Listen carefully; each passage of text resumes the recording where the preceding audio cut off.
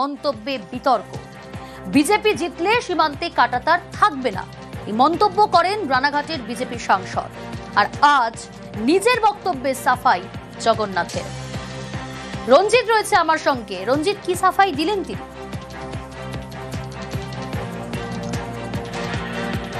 একেবারে তার যে বক্তব্য ছিল 2026 সালে বিজেপি রাজ্যে ক্ষমতায় এলে একেবারে ভারত বাংলাদেশ সীমান্তে কাঁটাতার সেটা থাকবে না জানিয়ে একেবারে রাজনৈতিক চর্চা শুরু হয়েছে। এবং নতুন করে সাংসদ জগন্নাথ সরকারের তার যেটা সাফাই, তিনি যেটা বলতে চেয়েছিলেন যে বিজেপি এলে এই রাজ্যে উন্নয়ন হবে এবং যোগী রাজ্যের মতো উন্নয়ন ঘটবে।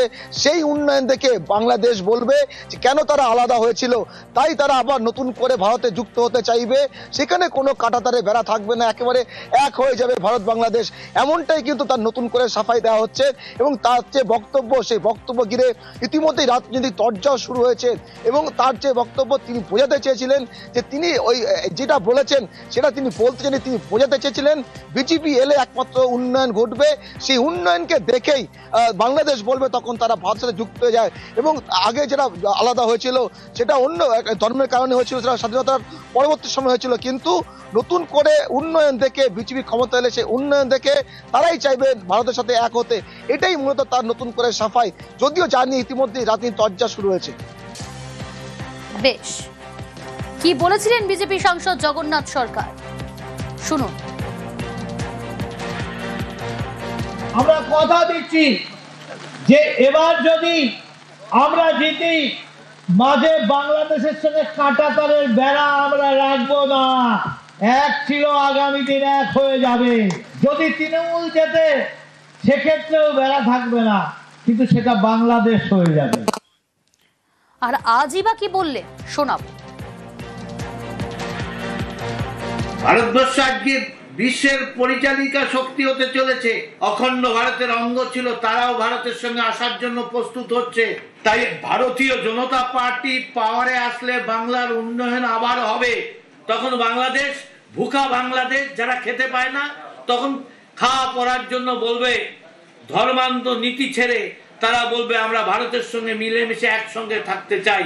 বাংলাদেশ ভারতের সঙ্গে আসার জন্য, অঙ্গরাজ্য হওয়ার জন্য তারা হাতে পায়ে ধরে আমাদের মধ্যে আসবে। আর তাই তখন কাঁটাতারের বেড়া থাকবে না।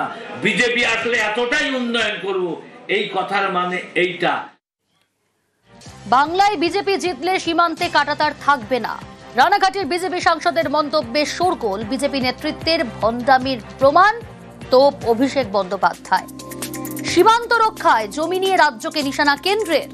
বিজেপি সাংসদের সীমান্ত মন্তব্যে দ্বিচারিতা, তোপ অভিষেকের। সাংসদকে সাসপেন্ড করে দেখা বিজেপি, চ্যালেঞ্জ অভিষেক বন্দ্যোপাধ্যায়।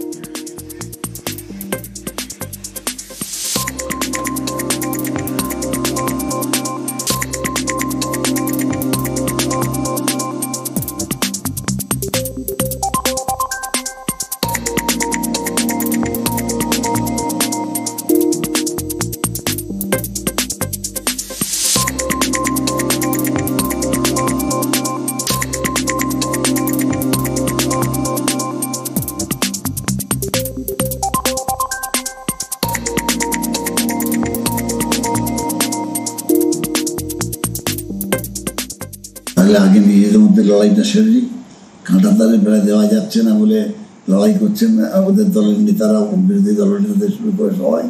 আর আরেকজন নেতা বলছেন কাঁটাতারে বেড়া কিন্তু পুরোপুরি তুলে দেবেন। আগে নিজেদের দলের লড়াইটা সেরিয়ে ওরা সিদ্ধান্ত নিক কি হবে সেটা। জগন্নাথের মন্তব্য নিয়ে কি বলেছিলেন সুকান্ত মজুমদার, শোনাবো আপনাদের।